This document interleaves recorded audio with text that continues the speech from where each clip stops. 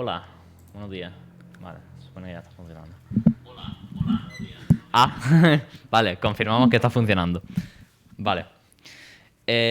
Hola, buenas tardes. Bienvenidos después de... ¿Cuánto llevamos? ¿2 semanas? Más o menos. Casi 3 semanas. Bueno, llevamos mucho tiempo sin hacer directo.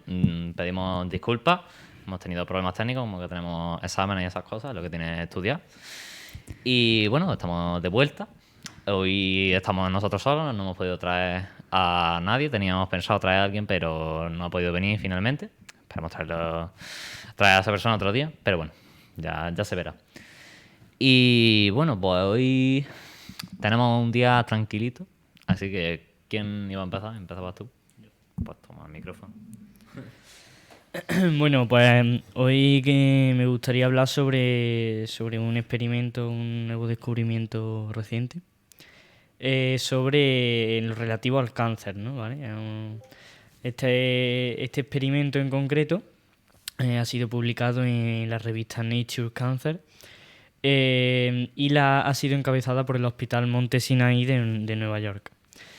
Este experimento consiste en que la mayoría de las muertes que hay por cáncer se producen por metástasis. Ahora explicaremos lo que es, ¿vale? Y profundizaremos en el tema.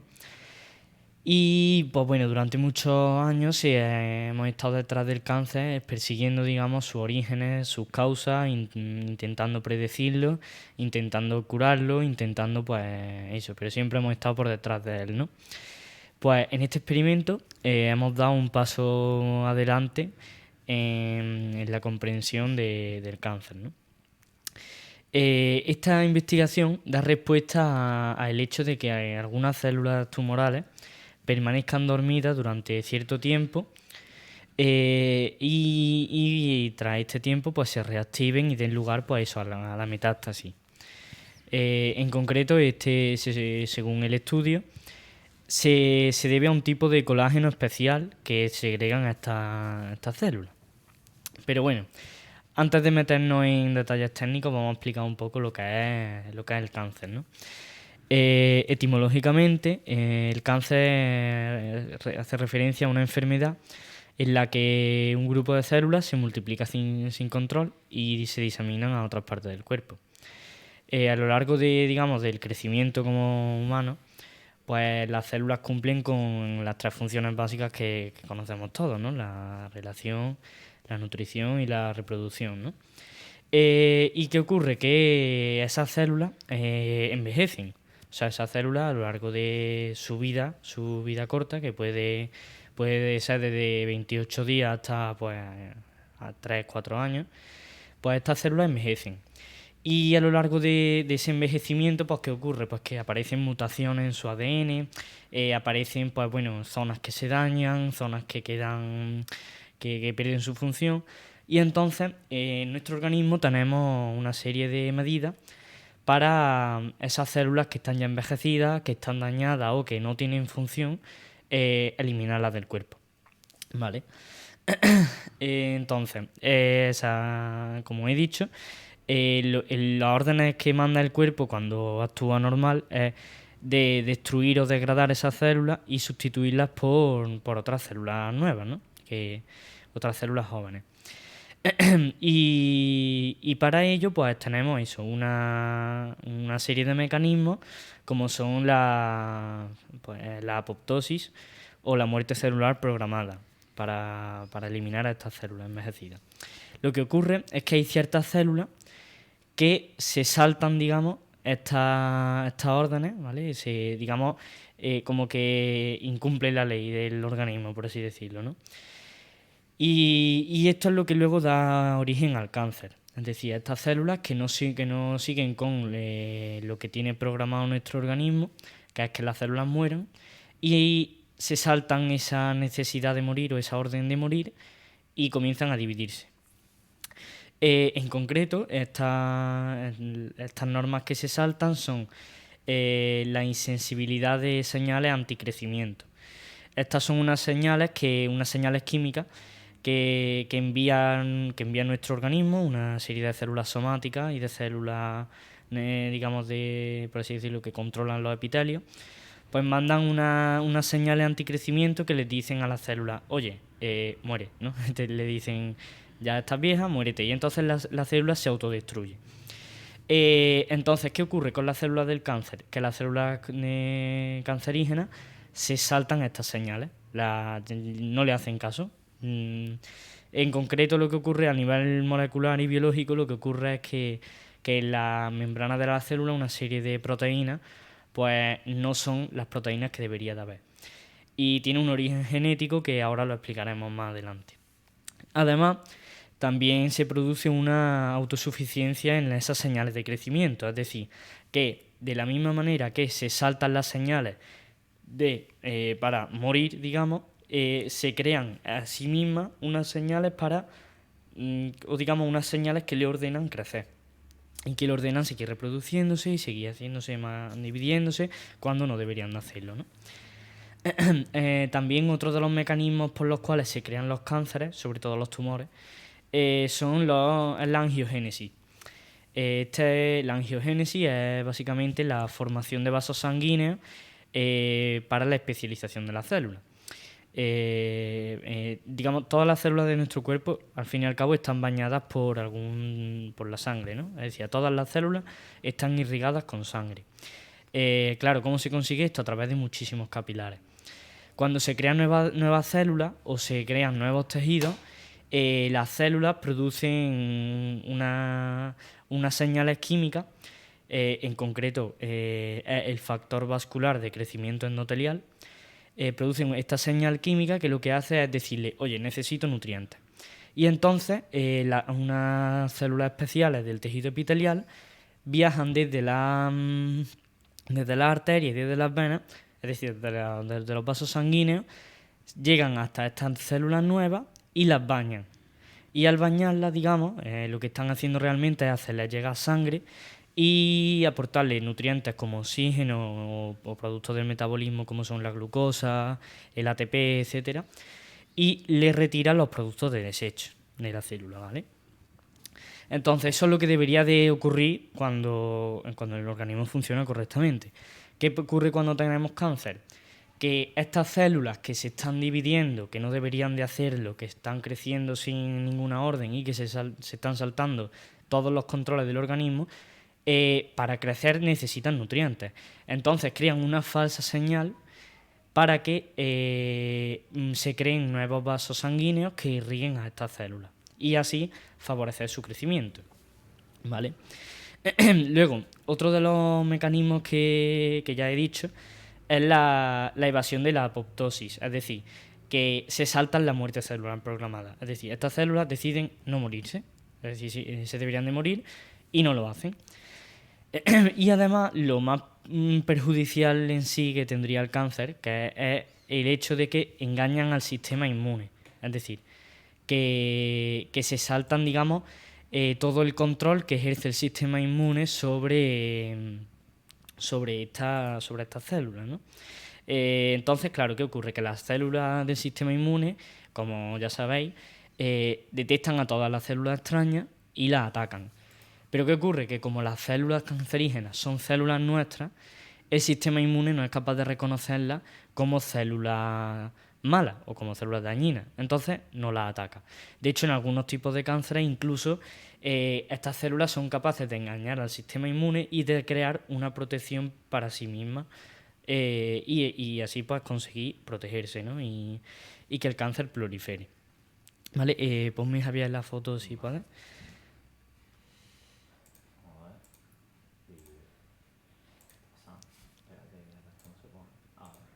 Ahí, por ejemplo, podemos ver pues eso, los sellos del cáncer, como he dicho, que son pues las características que tiene el cáncer, ¿no? Lo que hace que el cáncer sea cáncer. Entonces, de esta manera comienza a crecer una masa de células y esa masa de células, es decir, esas células que comienzan a dividirse, comienzan a hacerse grandes, necesitan de vasos sanguíneos a su alrededor, se saltan todas las órdenes del organismo, pues comienzan a crecer y reciben el nombre de tumor, ¿vale? Dentro de los tumores podemos encontrar dos tipos de tumores, que esto lo habréis escuchado casi seguro en vuestras casas, en todos lados, ¿no? Que es el tumor maligno y el tumor benigno. Cuando se habla de un tumor canceroso, se habla de un tumor maligno, es decir, del malo, por así decirlo.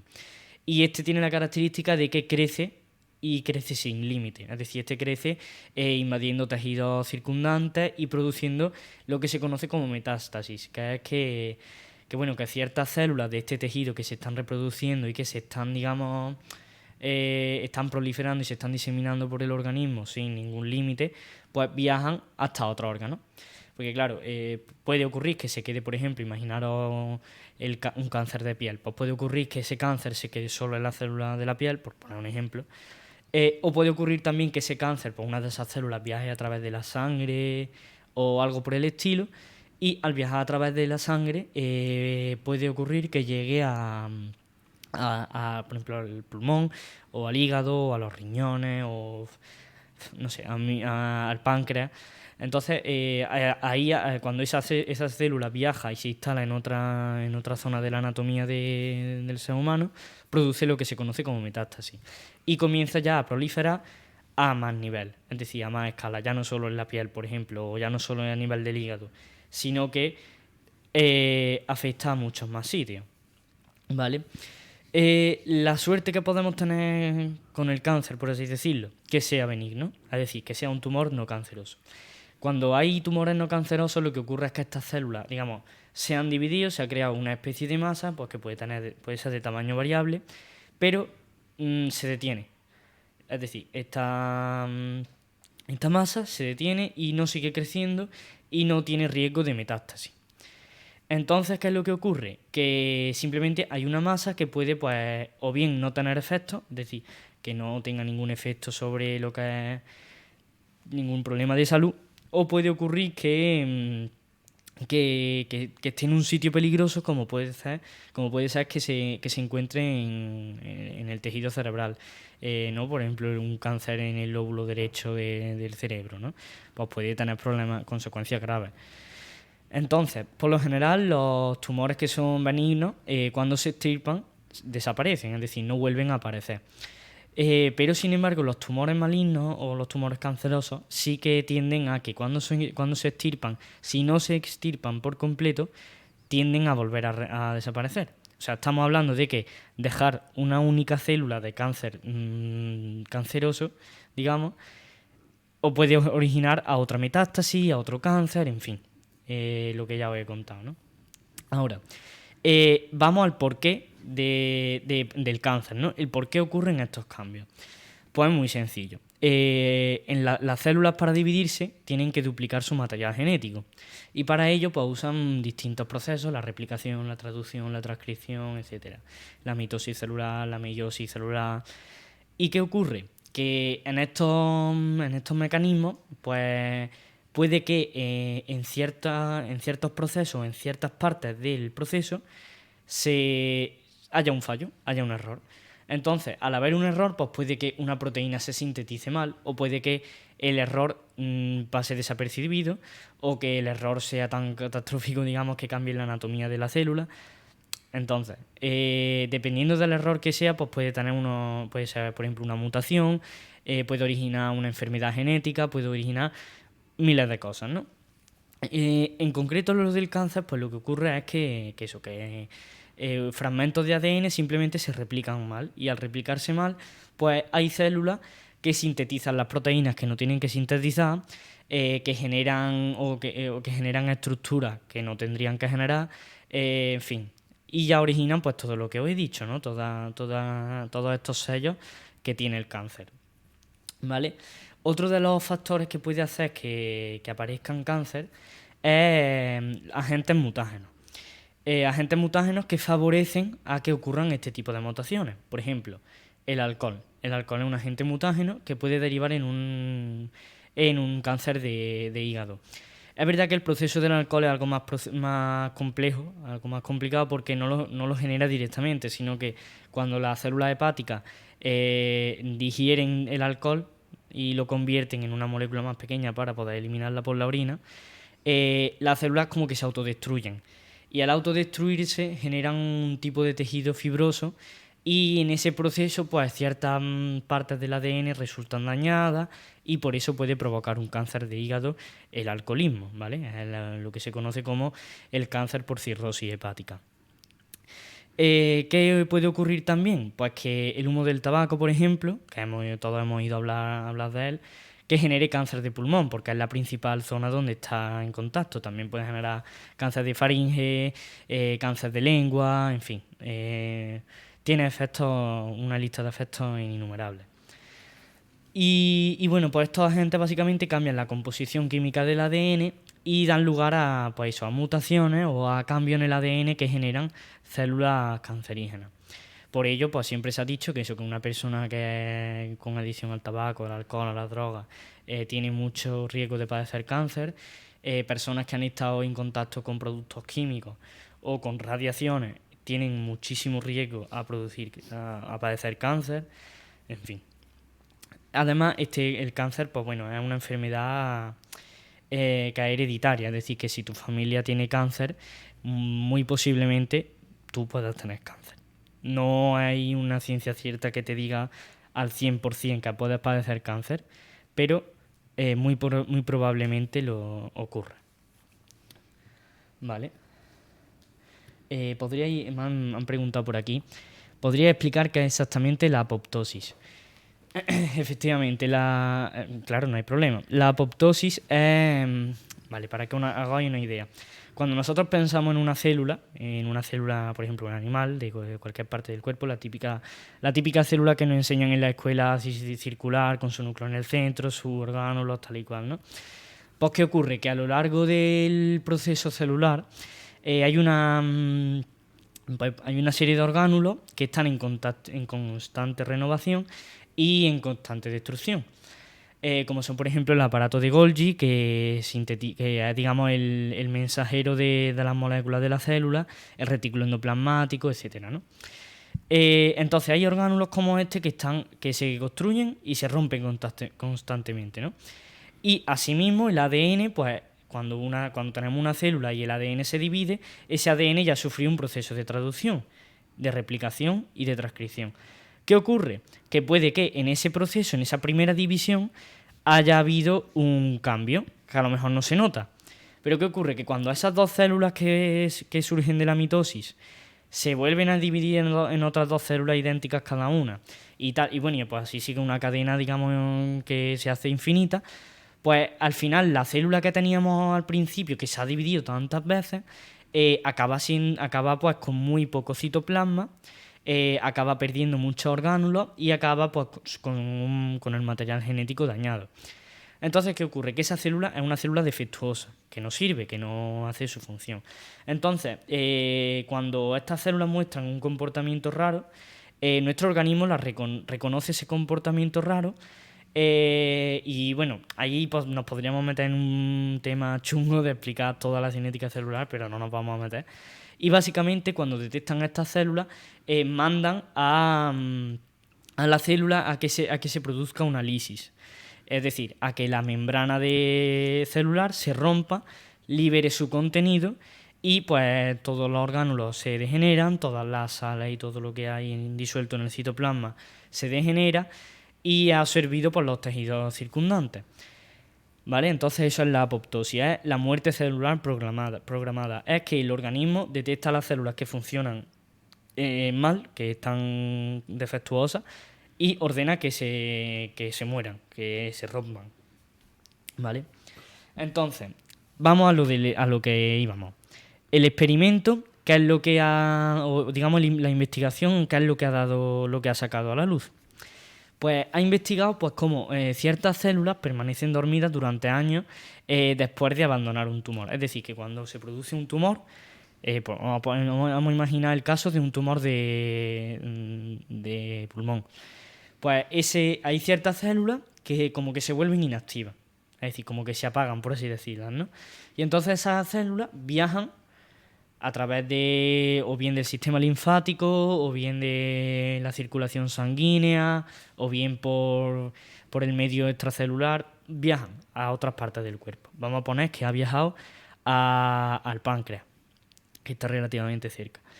Entonces, cuando llega al páncreas, estas células, digamos, están como latentes, es decir, que no están muertas, pero están como inactivas. ¿Y qué ocurre?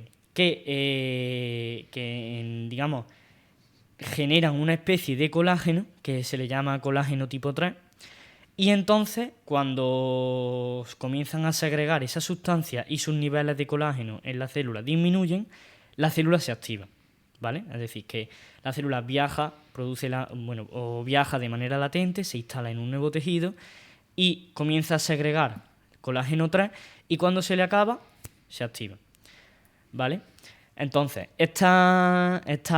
digamos, lo que se ha analizado tras este estudio es que si cuando se le acaba el colágeno a la célula se activa la metástasis o se activa el proceso metastásico, si nutrimos a esas células, a esas posibles células con metástasis con colágeno tipo 3, es decir, de manera que ese colágeno nunca se acabe para esta célula, pues tal vez se pueda evitar que se genere metástasis. Es decir, es mucho más sencillo combatir al cáncer en una zona aislada que combatir un cáncer óseo, un cáncer pulmonar, un cáncer de piel. Pues es mucho más sencillo si combatimos un cáncer aislado. Entonces, estos científicos han hecho una serie de análisis y de muestras clínicas, ¿no? que han relevado que los niveles de colágeno de tipo 3 eran mucho mayores en los tumores que tenían pacientes con un carcinoma de células escamosas en la cabeza, ¿vale? Entonces, básicamente, las personas que tenían este tipo de cáncer han analizado al carcinoma de células escamosas en cabeza y cuello, pues se han dado cuenta de que estas personas tienen altos niveles de colágeno tipo 3, muchos mayores en comparación con otros tipos de cánceres como son pacientes con ganglios linfáticos positivos, es decir, que no han sufrido ataques al sistema linfático, ¿vale? Entonces, este descubrimiento, como ya he dicho, pues tiene una serie de implicaciones clínicas, como son, pues eso, que tal vez se pueda retrasar el proceso metastásico, ¿vale? También, ¿qué puede ocurrir a raíz de este experimento? Pues, según palabras literales de los investigadores, a medida que se descubra la biología de la latencia tumoral y se desarrollen nuevos fármacos específicos, una combinación de tratamientos que induzcan la latencia acabará por prevenir la recidiva local. Básicamente, para traducirlo al cristiano, que suministrar con colágeno tipo 3 a estas células va a retardar el periodo de latencia que sufren las células hasta generar metástasis. Y así allanar un camino hacia la remisión del cáncer, ¿vale? Entonces, pues claro, esto pues la verdad es que personalmente me parece pues un avance bastante bueno, porque como ya sabemos, pues llevamos mucho tiempo detrás del cáncer, llevamos ya muchísimo camino detrás de él, no logramos explicar cómo se ha originado el cáncer, o sea, sabemos su origen, pero no sabemos por qué tiene ese origen, no sé si me explico, ¿vale? Entonces, básicamente todos los avances que hagamos en el cáncer, que es, por cierto, una de las principales causas de mortalidad tanto en hombres como en mujeres a nivel mundial, puede causar una revolución a nivel mundial. O sea, estamos hablando de combatir una de las enfermedades más frecuentes, ¿no? Entonces, claro, predecirlo a lo mejor a día de hoy nos queda muy lejos. Es bastante complicado. Pero todos los avances a niveles celulares, a niveles moleculares, a niveles biológicos y a niveles bioquímicos que hagamos sobre el cáncer son acojonantes, son impresionantes. Bueno, cambiando un poco de tema, abro debate. ¿Qué opináis sobre la eugenesia? ¿Sabes lo que es? No. ¿Sabes lo que es? ¿No sabes lo que es? A ver, para los que no sepan un poco, esto es que es un debate ético bastante comentado. La eugenesia es cuando... bueno, voy a quitar esto. Disculpen. Ay, vale, perfecto. Bueno, la eugenesia es cuando a un bebé que van a nacer, un embrión, le modifican los genes para que esté a tu gusto para producir superhumanos. Sí, ¿Qué como que le cambian el color de los ojos. También. Y luego también, por otra parte, también estaban investigando para que tuviesen como, yo qué sé, más capacidades físicas o algo de eso. No estoy muy informado, pero más o menos sé eso. Entonces el debate ético de ¿se debería de hacer? ¿No se debería de hacer? ¿Qué opináis vosotros al respecto? Claro, pues ahí lo primero que tenemos es que, bueno, siempre, como humanos que somos, hemos intentado siempre superar los límites, ¿no? Ya se consiguió crear la famosa oveja Dolly, creo que era, que era hay un cruce genético importante, ¿vale? Y bueno, pues al fin y al cabo los límites del ser humano siempre hemos intentado perseguirlos, superarlos, y cuando nos hemos quedado sin límites, seguir superándolos. Y bueno, yo pienso que el tema de la modificación genética en humanos, tanto en humanos como en especies animales, pero principalmente en humanos, creo que es un umbral que yo personalmente creo que no se debe de sobrepasar. Creo que es un umbral que está muy bonito donde está, ¿no? Es un límite que está ahí súper espectacular y creo que no deberíamos de pasarlo.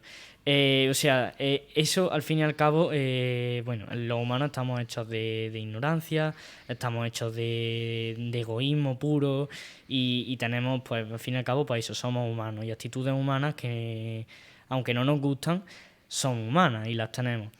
Y yo creo que el hecho de que se consiga modificar genéticamente a una persona, potenciar sus cualidades, modificar su predisposición a enfermedades genéticas, enfermedades de cualquier tipo, yo creo que eso, al fin y al cabo, va a suponer monopolizar o va a suponer eso, que se empiece a haber una lucha de intereses entre, bueno, yo quiero un hijo de esta manera y pues no sé, yo personalmente me resulta un poco insultante o incluso ridículo el decir considerar la posibilidad de tener hijos a la carta, de tener personas a la carta, de yo quiero una persona así y que un laboratorio se pueda crear algo así, ¿no? Yo creo que es un límite que no deberíamos de superar y que creo que éticamente no sería correcto. Yo pienso lo mismo, pienso que para el hecho de enfermedad y todo eso no lo veo tan mal, pero lo que es el mundo de la estética... Pero no. el problema también con eso es que tampoco tenemos control al 100% y la única forma de tener el conocimiento como para usarlo a nuestro beneficio hay que pasar por experimentos que no pueden salir mal y eso éticamente pues generar humanos que están hechos con mutaciones, deformaciones, así por experimentar éticamente no es algo muy eso. Alguien nos ha puesto algo Sí. y a mí se me ha borrado el mensaje. Pone, es un arma de doble filo. Para prevenir enfermedades hereditarias o congénitas, sí. Para hijos a la carta, no, en mi opinión. Claro, es eso, pero también hay que pasar por una fase de experimentación y experimentar en humanos de esta forma. No es como experimentar, yo qué sé, probar venenos a ver cuál es el más eficaz. No tiene mucho sentido en mi opinión. Yo pienso más o menos lo mismo. Yo es que pienso que no se debería de alterar la naturaleza humana. Que cada uno es como es y no deberíamos de alterar eso. O sea, al fin y al cabo la naturaleza se ha creado como se ha creado y el humano, el sentirnos tan prepotentes o tan superiores de pensar que somos seres con la capacidad de modificar la naturaleza, creo que no deja de ser un problema, no deja de ser algo bueno, algo que supera a los límites morales, que transgrede a cualquier límite moral y ético que haya, ¿no? Y bueno, eso.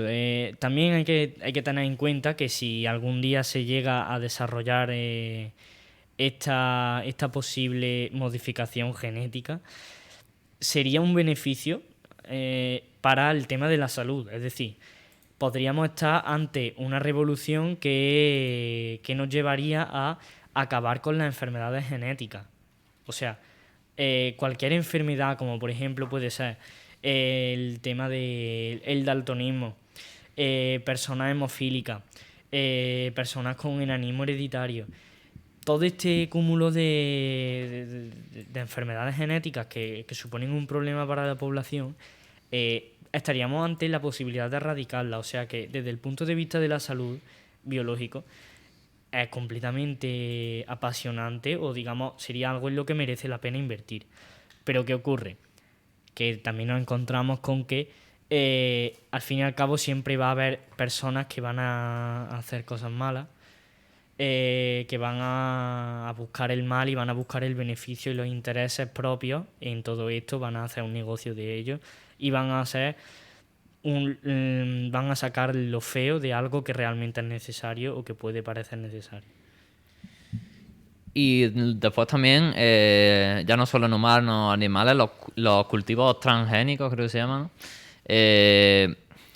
Ahora se usa, están en uso. ¿Qué opináis? ¿Algo que opináis? Es que, no sé, no veo... Sé que también son seres vivos las plantas, pero no lo veo tan fuerte Pero como en el humanos. problema es el impacto que tienen en el ecosistema en sí. Porque, por ejemplo, si son más resistentes a no sé qué, que pueden alterar completamente un ecosistema, y eso al final, pues, lo que hace es que se desestabilice y ese ecosistema se puede acabar destruyendo. Entonces, hasta cierto punto, no es tampoco muy ético. Yo creo que también tiene sus ventajas, obviamente, por ejemplo, que se puede aumentar la producción o demás.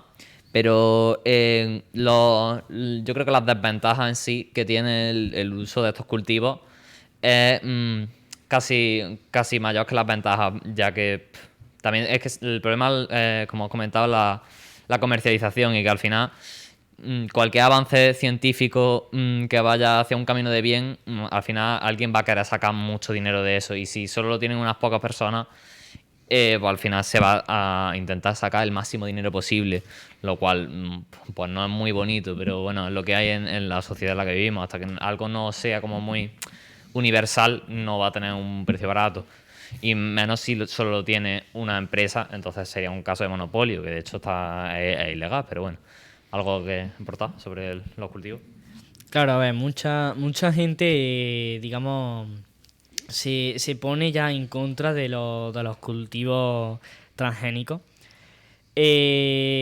por el simple hecho de que, a ver cómo lo explico. Se ponen en contra de los cultivos transgénicos porque, al no ser algo natural, se piensan pues que tienen químicos añadidos, que ya pierden su sabor, que pierden su esencia, por llamarlo de alguna manera. Pues no.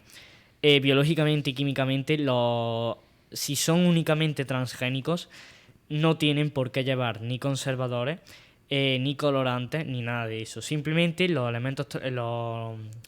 productos transgénicos, se han seleccionado los que más, digamos, los que tienen los mejores genes más resistentes a la sequía o genes más resistentes al frío, genes que aguanten mejor condiciones extremas de frío y de temperatura, que sean capaces de aprovechar mucho más, por sus pigmentos fotosintéticos, la luz solar. Y eso al final lo que hace es que tengamos alimentos, o por ejemplo, vamos a poner el ejemplo de tomate. Pues un tomate que aguante muy bien la sequía, que aguante muy bien el frío en caso de que venga, que aguante, o digamos que tenga muy buen sabor, y que aguante mucho tiempo fuera de la nevera, vamos a poner, ¿no? Entonces es un elemento transgénico, que simplemente se seleccionan los mejores genes de una serie de especies de tomate, se juntan, se recombinan, y si da un lugar a una especie que digamos una especie viable, porque puede reproducirse y puede autoperpetuarse, entonces hemos dado en el clavo, ¿no? Tenemos un alimento transgénico que es muy bueno. De hecho, es curioso que muchos de los alimentos que no son transgénicos, es decir, que compramos muchas veces en el Mercadona, en Día, en empresas porque están así muy, muy a la orden del día, los alimentos que no son transgénicos llevan muchísimos más conservantes, muchísimos más colorantes, llevan muchísimos más aditivos, están muchísimo más industrializados, llevan químicos, o digamos se han tratado con químicos.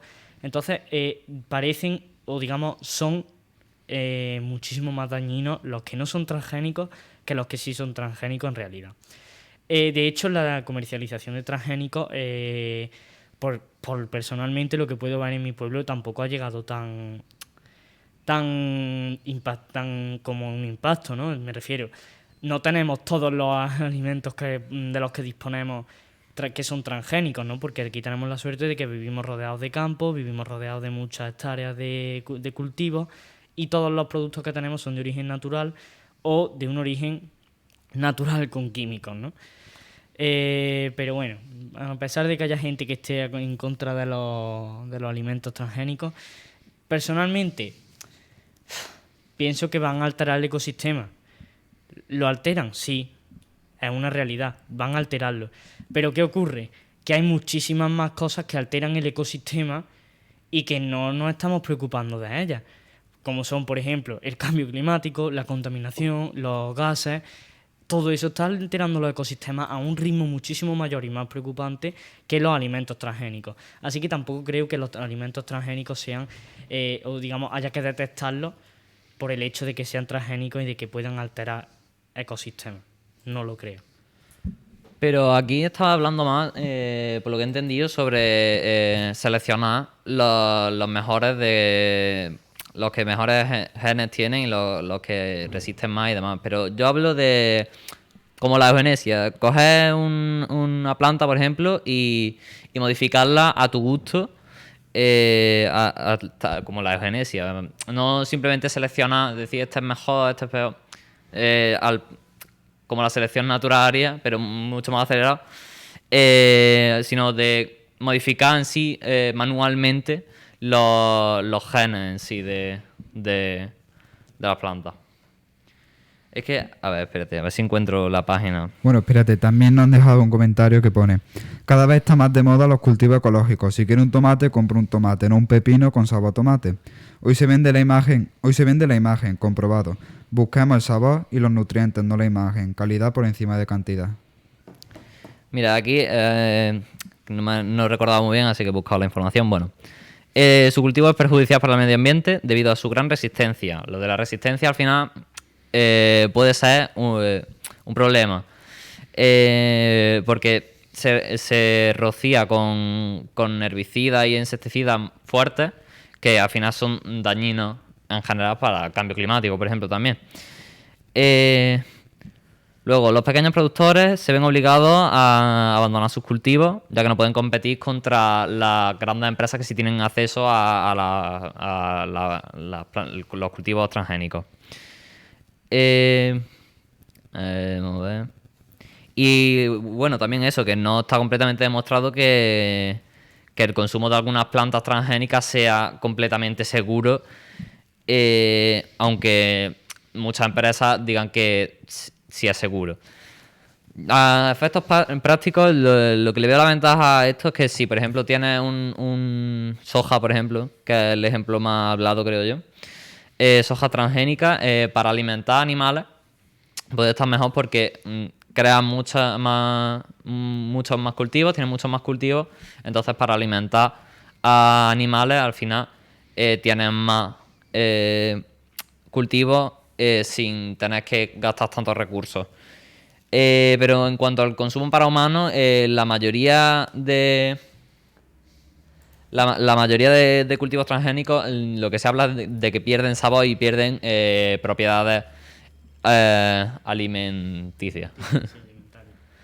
Entonces eso son las desventajas en ese aspecto sobre las transgénicas, principalmente eso, lo de que se comercializa a elevados rasgos y que son más resistentes, por lo cual el ecosistema al final se ve perjudicado.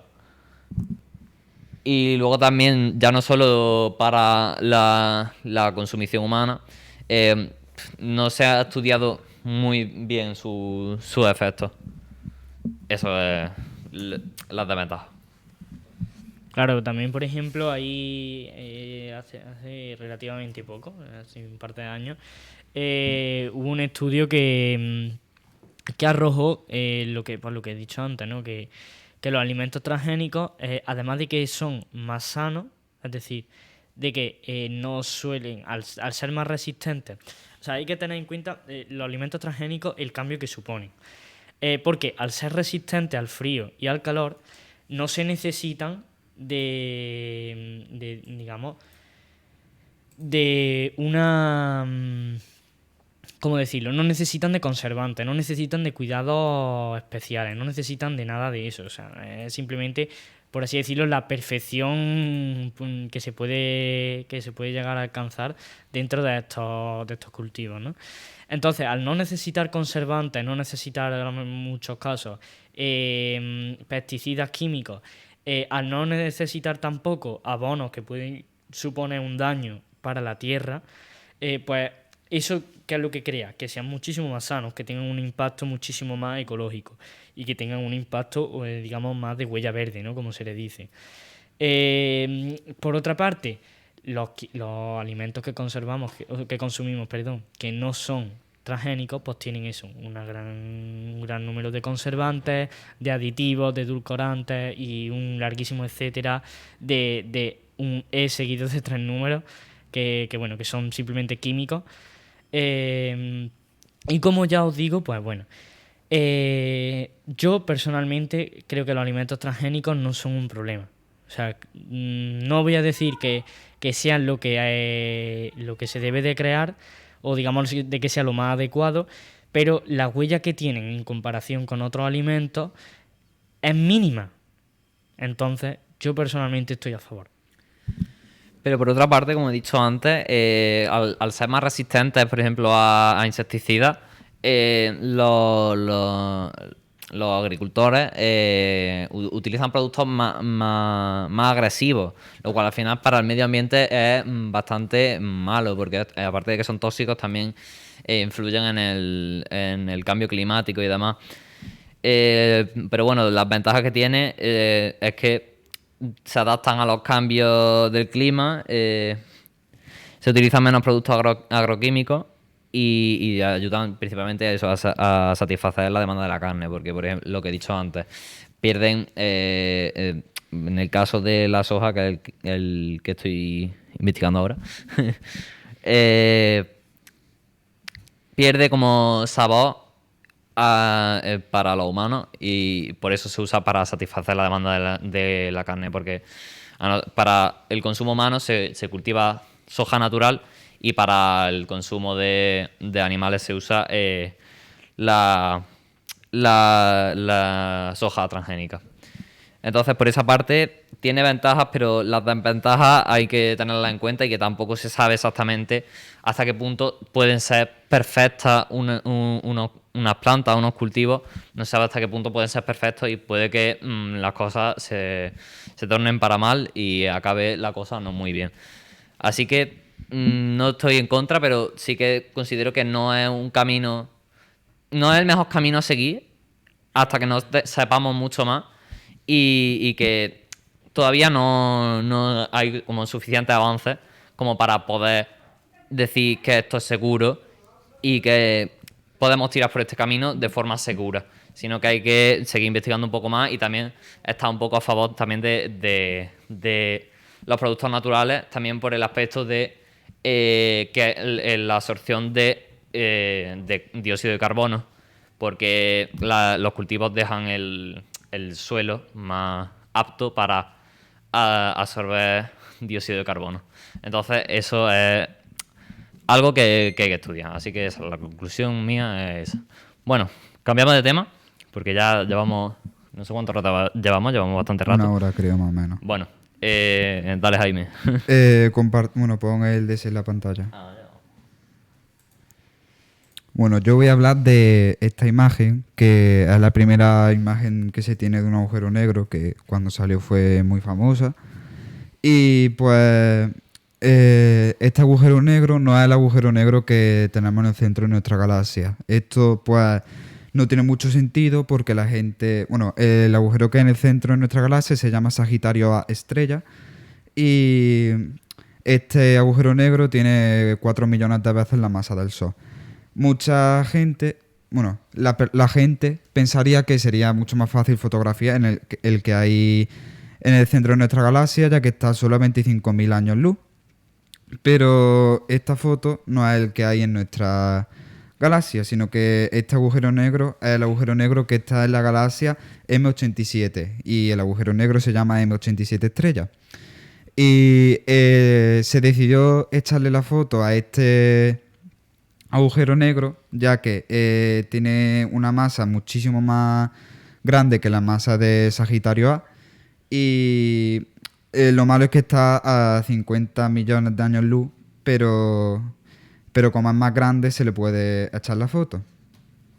Además, en el agujero negro de Sagitario A hay muchos astros y muchos elementos que están orbitándole y orbitan de una manera muy rápida. Y la técnica de fotografía que se usa necesita que el agujero negro esté quieto y no haya nada que intervenga en él. Y pues no se podía fotografiar nuestro agujero negro. Así que se decidió echárselo a este, ya que no tiene tantas cosas orbitándolo. Y pues ahora lo que vemos en la imagen, pues la zona negra no es, en plan, el límite entre la zona negra y el disco rojo no es el horizonte de sucesos. Se podría pensar que es, pero no lo es porque eso no se puede determinar de una manera tan lejana, porque para que no sepa, el horizonte de sucesos es un punto imaginario de no retorno en el que si pasas por ahí, pues la gravedad es tan fuerte que de ahí ya no puedes escapar. Ni la luz tampoco. Es Ni lo la luz. importante. Tú con un poco de te acercas ya no puedes escapar, mi bro. Por eso es negro, porque como no hay luz, no se ve No, absolutamente nada. la traga en el horizonte de eventos, de sucesos, se le llama de las dos formas, creo. Entonces ahí ya, de ahí no puede escapar ni la luz. Ya de ahí no sabemos qué hay más para adentro. Se sabe que en el centro hay una La singularidad, que eso a saber qué es. En la física las singularidades no son una buena señal, que significa que ahí no tienen mucha data. Así que eso. Y pues la zona roja que vemos son los rayos de luz que están orbitando alrededor del agujero negro y que pues finalmente van a acabar cayendo, traspasando Por eso el se horizonte. llama el disco de acreción, que son... A veces hay gas, polvo y demás, y también luz que se escapa de ahí, eyectada más rápidamente, pues también es lo que se ve ahí, lo que se ve el disco de acreción, que es como si fuese una mini galaxia, por así decirlo, pues eso es el disco de acreción. Y pues ahora os voy a enseñar una imagen que es, bueno, para que veáis como una simulación de un agujero negro, que es que es el agujero negro de Interestelar, Para variar. que pues más o menos aquí se ve aquí toda la luz, todo esto que se ve brillando es toda la luz orbitando alrededor del agujero. A ver, la luz orbitando, mi bro, no se puede ver, ¿sabes? Porque está orbitando y esas cosas. Se puede ver la que se escapa y Ya. la que sale y se refleja del propio gas y polvo. Esto no es solo luz, esto es gas y polvo. Se puede ver a simple vista. Bueno, pon la imagen, que me gustaría aclarar, ya que estamos, que esta imagen no es una foto hecha con una cámara ni nada de eso. Esta imagen está hecha con datos de 7 telescopios, ¿eran? Bueno, para tomar esta imagen hacía falta como un telescopio muy grande, y obviamente no tenemos un espejo tan grande, porque hacía falta un espejo tan grande como la Tierra. Entonces no tenemos la tecnología como para hacer algo tan grande. Entonces lo que se hizo fue, se tomaron con telescopios de todo el mundo, 7 era, no sé, no me acuerdo. Bueno, con telescopios tochos de todo el mundo, de alrededor de todo el globo, de toda la planicie, perdón, que la Tierra es plana, se me había olvidado. Tomaron datos sobre este agujero negro y anteriormente se habían hecho como predicciones de cómo sería la imagen a través de inteligencia artificial. Uy, espérate. Que es la imagen esta que os he enseñado antes.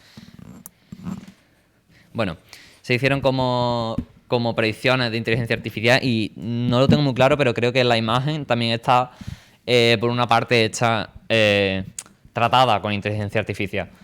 Pero el problema principal de fotografiar un agujero negro es el de que necesitamos un telescopio tan grande como la Tierra, o más grande incluso. Y obviamente no podemos hacer eso. Bueno, noticia un poco, ¿no? ¿Tienes algo más que comentar? No. Bueno, pues el James Webb, otra vez, lo han retrasado, ahora lo van a lanzar el 24.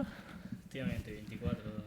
2 días más tarde, para sorpresa de nadie, se ha vuelto a retrasar. Creo que ha sido un problema de comunicaciones con uno de los satélites que iba a monitorizar el lanzamiento y bueno, a esperar. Bueno, esperemos que ahora sí lo lancen, de regalo de Navidad, que lo lancen. Y el problema también es que desde que lo lance creo que tarda 6 meses o así en ponerse en funcionamiento en sí, así que todavía nos queda mucho para que esté en funcionamiento y encima si lo retrasan, pues es lo que es. Bueno, también han lanzado, lo vamos a poner ahora así un poco para verlo, una misión para probar comunicaciones a través de láser para hacer las comunicaciones más rápidas y se están para hacer pruebas de comunicación por láser. Vamos a ponerlo por aquí un poquito. Vamos a ver. Vamos. ¿Dónde está? Aquí. Bueno, esta es la misión. Esto lo podéis ver en el Twitch de la NASA. Bueno, vamos a ver el momento del lanzamiento. Que es... Busquemos. Aquí. Bueno, uy, me he adelantado. Bueno, eso. La misión... Uy, esto suena un poco raro. Una misión para probar comunicaciones láser. Y también lanzaron hace ya 20 días o así la misión DART, que ya comentamos aquí, sobre desviar asteroides y demás posibles riesgos que también se está probando. Está la NASA ahora mismo de prueba. Y luego también creo que... mira, ahí se va. Blue Origin, la empresa espacial de Jeff Bezos, el creador de Amazon, también sigue probando los vuelos suborbitales o algo así. Y por ahora está teniendo bastante éxito. Bueno, pues aquí podemos verlo. No sé si se oirá. Se está oyendo muy fuerte, seguro. Voy a bajarle el volumen. Por lo que puedo... Ah, no, lo tengo silenciado. Espérate. Que el problema es que hoy hemos tenido que hacerlo de una forma un poco extraña. Tenemos solo 2 micrófonos, por lo que Antonio y yo tenemos que compartir. Vida loca. Bien, vida loca. Bueno, si le he cambiado la escena. Bueno, ya está. Que lo han lanzado. y creo que no se me pasa ninguna noticia. Bueno, creo que no. Nada más que comentar. Bueno, hablando de lo que nos ha dicho Jaime del agujero negro, os recomiendo un libro que creo que aún no lo he recomendado. El libro es de Ennio Falque, ¿vale? Se llama La luz en la oscuridad. Y bueno, es un libro mezcla divulgación científica con filosofía y relata toda la historia de ese agujero negro. O sea, es un libro que no tiene desperdicio. Y si podéis comprarlo, está bastante barato, alrededor de 20 euros, os lo podéis pillar perfectamente. Y es un libro que no tiene desperdicio, de verdad, os lo recomiendo completamente. Bueno, pues vamos a ir terminando ya. Muchas gracias a los que habéis estado aquí con nosotros. Perdón por estas semanas que no hemos podido retransmitir. El último día entrevistamos a Rafa Luque, estuvo potente. Y eso, ahora hemos tenido exámenes y demás y no hemos podido transmitir.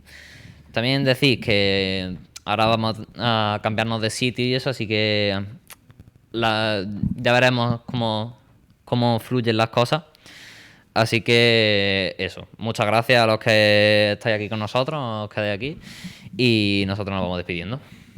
Muchas gracias a todos. Avisaros también de que de aquí a una semana, así que si Dios quiere antes de Año Nuevo, vamos a intentar hacer un especial por Navidad para, bueno, intentaremos hacer algo y no queremos adelantar nada y bueno, que estéis atentos a Discord, a YouTube y a todas nuestras redes sociales para estar pues al tanto de cualquier actualización, cualquier cambio y bueno, muchas veces nos surgen directos así de imprevisto, así que no os lo perdáis, estaros muy atentos, activar las notificaciones y todo eso y no lo perdáis nada.